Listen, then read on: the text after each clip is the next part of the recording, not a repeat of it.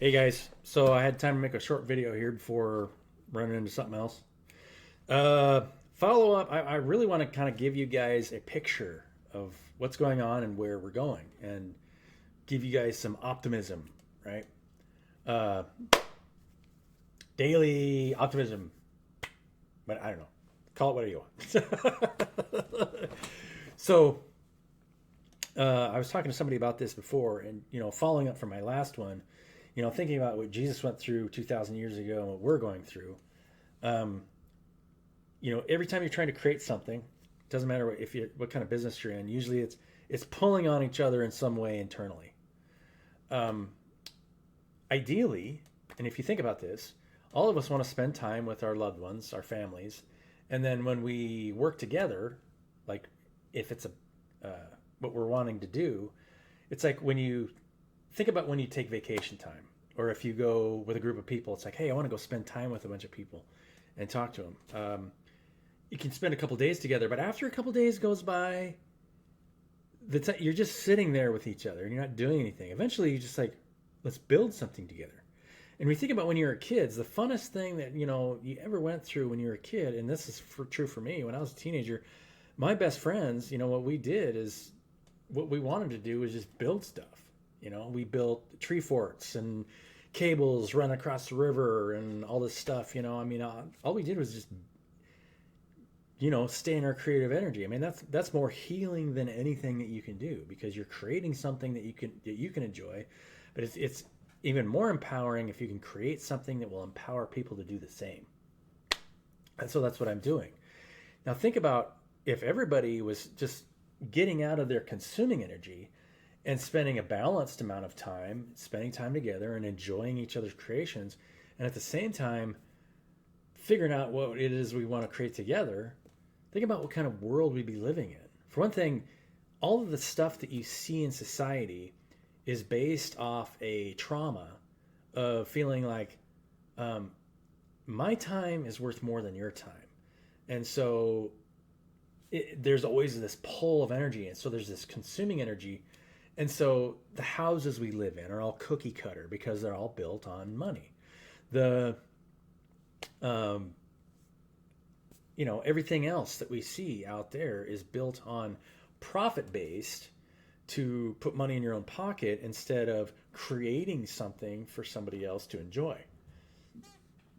And it's not just, it's all distorted masculine, like our phones, that create these dings that trigger our dopamine response, right? To get us to pull into, everything's trying to get you to consume what it is they're offering instead of empowering you to be creative. Because think about what's being created for you right now in society is it's trying to pull you in to consume that instead of empowering you to be creative, right? Somebody who's sending you healing energy wants to give you the tools to become more creative and create things for yourself. That's what's going to heal yourself internally. And then once you understand that, you're actually starting to create your own reality because now you're positively impacting everybody around you. You're giving them tools to become more creative, to create things for other people. So that's what's going to heal society as a whole. You're not, if you're creating something that people feel like they can only get through you, then what are you doing, right? You're trying to prop yourself up. What you want to do is create something that empowers people to do, to create like you're creating.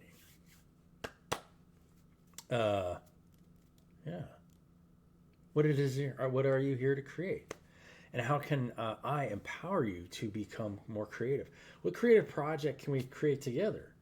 I mean, this is something that I understood, working for a long time ago, and I have to continually remind myself of what I'm doing and why I'm here. Because, like yesterday's video, when I was talking about, what Jesus had to go through, think about what the events that must have led him to his 40-day fast. For one thing, everybody's feeding off each other, right? I mean, the Roman Empire, fighting, feeding off each other energetically. So eventually, you have to make sure that you're staying in your creative energy, because if you're not in your creative energy, if you're cutting those energies off, keeping people from feeding off of you, you're doing that. But at the same time, if you're not staying in your creative energy, then you become lethargic, because all of a sudden you're just in a meditative state all the time. And so you have to make sure that you're staying in your creative energy, which is why he probably became the greatest carpenter that ever lived, which is why that story about the Sisters of Loreto was so powerful. It's like giving you the keys of what he did to free himself, and then started teaching that to the people around him. It's a combination of, he got to where he realized that he was creating his own reality. Because if you're creating things for other people to empower them to do the same, all of a sudden you start getting feedback. The energy that you put out there is what you get back. And so you start getting synchronicities. Oh, wait, I am creating my own reality, as long as I'm staying in my creative circuit and cutting off things that are trying to feed off me. Because if you're not, you're consuming too much and you're not creating. So once you get into that creative energy and start to see that you're creating your own reality, it's like, oh, wait. Then you start to unlock higher and higher parts of yourself, which finally pushed him into the fast, where he's like, I can recreate my own body. I am the creator of my own reality. And think about what it takes to get that, because your faith and what you believe in yourself to be able to believe that takes a long time, right? So eventually you get to that place, and that's when he moved from creating wooden structures to creating the belief and the empowering other people, where he could actually create and manifest fish, turn water into wine, walk on water. I mean, anything, right? That's what makes his story so powerful. It was just so empowering to the people around him. And I believe that's the ultimate reason why he was killed and the disciples were killed, because the knowledge of how to get there had to be hidden. And then they had to turn him into a martyr to make sure that, hey, you need to believe in this guy or you're going to go to hell. I mean, it just turned into something totally dysfunctional. And it turned in a way for people to feed off of each other, turn you back into a consumer. I need to go to this person over here and believe in this guy who had the secrets to the universe, but I need to believe in him. But what he was actually teaching was to believe in yourself and your own power to create your own reality. Very powerful message, right? So think about what we're moving into.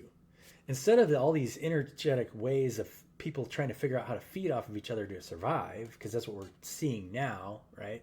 Everybody's trying to sell something in order to survive. I got to sell this in order to survive. Instead of just like, what is it that I can create for people? What is it I can co-create with other people? And just be at rest, Then you're always at rest, and your rest time is so peaceful because you're at peace with yourself, and what you're creating for other people is empowering them to create for other people. Yeah. Think of it along those terms. So, that being said, I got 8 minutes left before I need to jump into a meeting. So, I'm going to pull an oracle card for you guys. See what you guys need to hear. Because a lot, if you guys are watching this video, you could be in various states of your creative energy. If what you're creating is trying to pull people towards you, transformation. We got the transformation card. Like that card. You guys are transforming. What else? I mean, I have gone through my own transformations, right? I mean, we're all transforming in so many different ways. It's happening on the inside and the outside at the same time. People are being forced to stop, to think about what they're doing, and then being mindful and getting the right downloads for what it is that you are here to create, to empower other people to do the same, right? I mean, that's what could be better than that. And then once people understand that they're creating their own reality, then you're moving into higher and higher states of awareness. And all you're doing, the whole process is all about just cutting off energies that are trying to siphon off of you, making sure that you're not consuming. I mean, I have to do this myself. I love people's creations that empower me to create stuff. But at the same time, I have to limit my exposure to that to make sure I'm creating what I need to create for myself to do the same. Right? limitless. I pulled the limit transformation and the limitless card. That's what you guys are. You're transforming, and your potential is limitless. Love you guys. Have a wonderful day. Have a wonderful weekend. If I don't make another video this weekend, who knows? I don't know what I'll do. Who knows? Yeah. Bye.